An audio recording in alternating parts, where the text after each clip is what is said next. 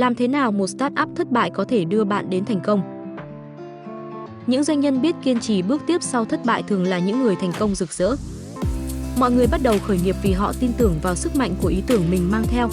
Tuy nhiên, gần 20% doanh nghiệp mới đều thất bại ngay trong năm đầu tiên. Dù điều đó có thể khiến bạn chùn bước, nhưng một nghiên cứu của trường kinh doanh Harvard đã chỉ ra rằng thất bại không hề làm chậm bước tiến của các doanh nhân trong sự nghiệp. Nghiên cứu của giáo sư Paul Gomper năm 2022 cho thấy hầu hết các doanh nhân đều thất bại để tiến lên. Những người sáng lập từng thất bại lại thăng tiến nhanh hơn lên các vị trí lãnh đạo cao cấp. Điều này trái ngược với quan niệm rằng thất bại sẽ làm giảm sự tự tin và dẫn đến những công việc lương thấp hơn. Vậy tại sao thất bại lại trở thành bàn đạp giúp một số doanh nhân tiến xa hơn thay vì làm họ chùn bước? Chúng tôi đã trao đổi với Samir Mayeka, Phó Chủ tịch kiêm Giám đốc Trung tâm Khởi nghiệp và Đổi mới Polsky tại Đại học Chicago, nơi hỗ trợ các doanh nhân phát triển. Dưới sự dẫn dắt của ông, các startup tại trung tâm đã huy động vốn hoặc thoái vốn tổng cộng lên đến 2 tỷ đô la kể từ năm 2023. Ông cũng là đồng sáng lập và từng làm CEO của Nanograph Corporation, một công ty sản xuất công nghệ pin tiên tiến có giá trị lên đến 390 triệu đô la, theo dealerzoom.co. Ông chia sẻ rằng thất bại không làm doanh nhân nản lòng mà còn giúp họ rèn luyện sự kiên cường, sáng tạo và hướng tới thành công bền vững. Dưới đây là 3 bài học quan trọng. 1. Sự cấp bách giúp nhà lãnh đạo tinh chỉnh ưu tiên. Khởi nghiệp đòi hỏi người sáng lập phải hiểu toàn diện về doanh nghiệp, không chỉ một phần việc nhỏ. Họ phải đảm nhận nhiều vai trò, thậm chí những việc chưa từng làm trước đây. Khi thời gian và tiền bạc đều hạn hẹp, họ buộc phải nhanh chóng xác định đâu là việc quan trọng nhất để tập trung. Quá trình này giúp họ phát triển kỹ năng lãnh đạo như đàm phán, quản lý vận hành và ra quyết định trong môi trường đầy áp lực.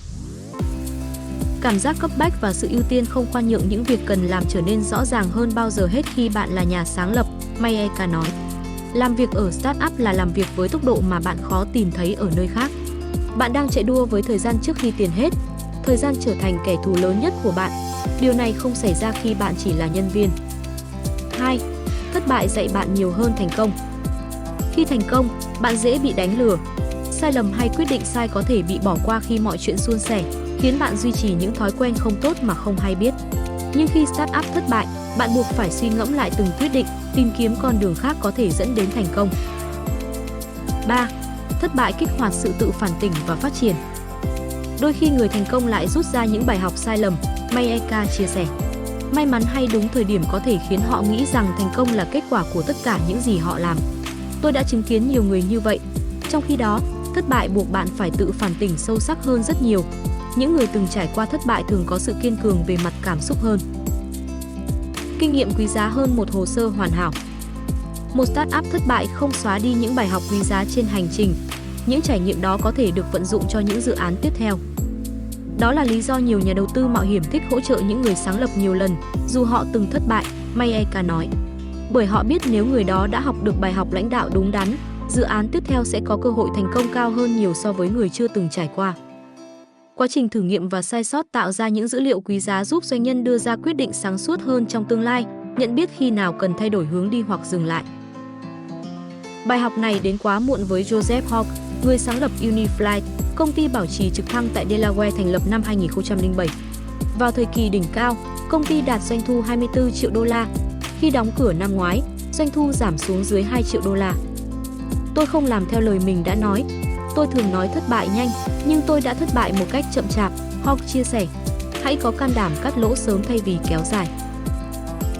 Hiện Hawke làm nhà thầu cho Fundamental Advisor, một quỹ hạ tầng quản lý khoảng 4 tỷ đô la tài sản. Họ là nhà đầu tư vốn cổ phần cho dự án mới chưa đặt tên của ông trong ngành trực thăng, minh chứng rằng thất bại không định nghĩa tương lai doanh nhân và cơ hội mới luôn có thể đến khi bạn biết áp dụng bài học xương máu. Tuy nhiên, để đến được điểm đó không hề dễ dàng. Bạn cần một chút ảo tưởng khi làm nhà sáng lập, Jordan Wanamacher, đồng sáng lập Salad Sprinkles, nói. Bạn nhìn thấy một tầm nhìn cho điều chưa từng tồn tại. Thật khó để chấp nhận rằng điều bạn tin tưởng mãnh liệt lại không thể thành hiện thực.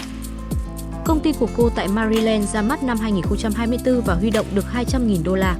Sản phẩm hứa hẹn là lựa chọn lành mạnh hơn Croton với gạo nướng có hương vị. Công ty đang trong quá trình đóng cửa.